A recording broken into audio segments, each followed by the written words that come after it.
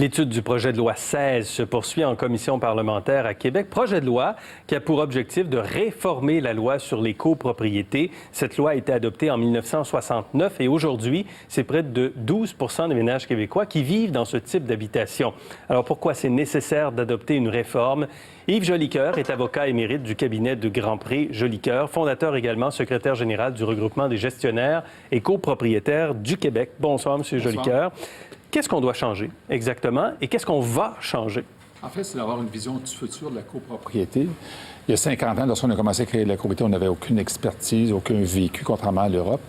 Et 50 ans plus tard, on réalise que beaucoup de bâtiments qu'on a érigés il y a 25-30 ans ont mal vieilli.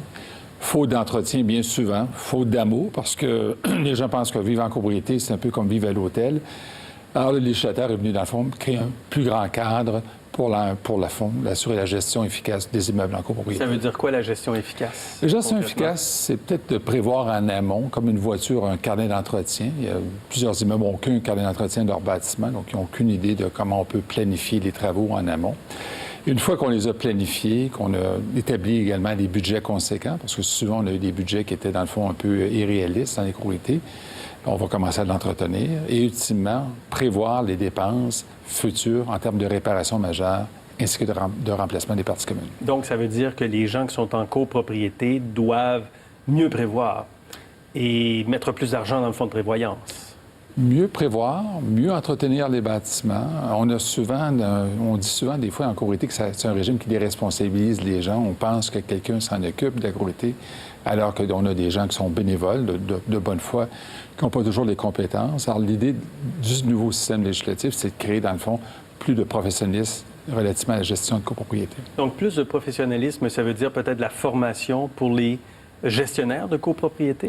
Bien, de la formation pour un gestionnaire, en autant qu'il soit reconnu par la loi. Là, pour l'instant, le projet de loi 16, contrairement à l'ancien projet de loi qui a été déposé par le ministre Thériault, ne prévoit rien sur l'encadrement des gestionnaires. Donc, un peu, dans le fond, copier le système ontarien où les gestionnaires doivent être, en fond, encadrés, formés.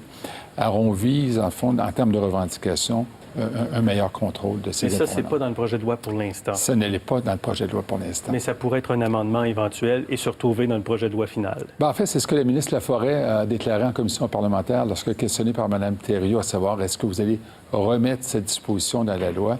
La ministre Laforêt s'est engagée à le faire. Donc, plus de professionnalisme, mais je répète, plus d'argent dans le fonds de prévoyance, ça va, pour les copropriétaires actuels, coûter plus cher? Bien, ça va coûter le juste prix parce qu'il y a des copropriétés qui provisionnent adéquatement leur fonds de prévoyance. Ils vont faire des études de fonds de prévoyance. D'ailleurs, c'est dans le projet de loi 16. Mais pour les copropriétés qui sont en déficit, dans le fond, d'avoir accumulé des sommes requises, ça va coûter plus cher, effectivement. Et donc, ce serait quoi le bon pourcentage d'argent à placer dans le fonds de prévoyance? En fait, l'ancienne loi, la loi actuelle, prévoyait un 5 du budget d'opération qu'on devait mettre minimalement dans le fonds de prévoyance. Puis, ce qu'on a découvert 25 ans plus tard, c'est que c'est généralement insuffisant pour faire face aux réparations majeures. Donc, l'étude va établir les sommes requises.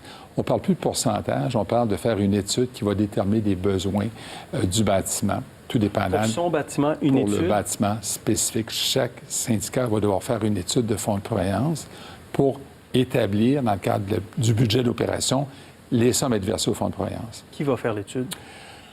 Ça devrait être, dans le fond, des gens qui sont spécialistes là-dedans. Il y a déjà des architectes, des ingénieurs, des technologues qui font ce genre d'études sur le marché. Alors, tout ça va être déterminé par voie réglementaire. Qui seront les professionnels appropriés en cette matière? Il y a un coût à se faire cette étude? Bien, forcément, il y a un coût, mais cette étude-là est rapidement rentabilisée parce que plus on intervient en amont sur les travaux, moins il en coûte cher. Donc, finalement, on va avoir un guide. Et surtout pour les acheteurs, contrairement à ce qui se fait sur le marché, parce que souvent on dit on achète un condo à l'aveugle, on ne sait pas trop si le bâtiment était bien entretenu, si le fonds de prévoyance est suffisant, pour avoir un véritable guide pour les acheteurs. Et là, les fonds de prévoyance actuellement, est-ce que c'est la majorité qui sont mal financés? Le RGCQ a fait un sondage il y a quelques années sur l'état des fonds de prévoyance et on s'est aperçu qu'un syndicat sur deux était en insuffisance de fonds lorsque les grands travaux devaient se faire. Ah oui? Donc, ça veut dire cotisation spéciale. Et parfois, c'est des cotisations spéciales qui sont au-delà de la capacité de payer de certains copropriétaires. Donc, on parle des fois de 10, 15, 20, 25 milliards de cotisations spéciales par copropriétaire lorsqu'on fait face aux grands travaux dans les copropriétés. Alors, avec la nouvelle loi, on pourrait provisionner un fonds de prévoyance, mais sur un certain temps. S'il manque d'argent, on ne peut pas faire ça d'un coup sec, là. Bien, c'est ça, c'est-à-dire de lisser dans le temps, dans le fond, les apports financiers des copropriétaires. Et le projet de loi va faire atterrir en douceur ces constitutions de fonds de prévoyance. Il y a le fonds d'auto-assurance également. Bien, ça, c'est nouveau dans le projet de loi 141 qui est en force. C'est-à-dire, on veut forcer les syndicats à mettre de côté les sommes qui correspondent aux franchises d'assurance. Malheureusement, on a des franchises d'assurance qui sont rendues à 25, 50, voire 100 000 par copropriété. Et là, ça crée, dans le fond, un stress financier pour de nombreuses copropriétés. La copropriété est populaire de nos jours, n'est-ce pas?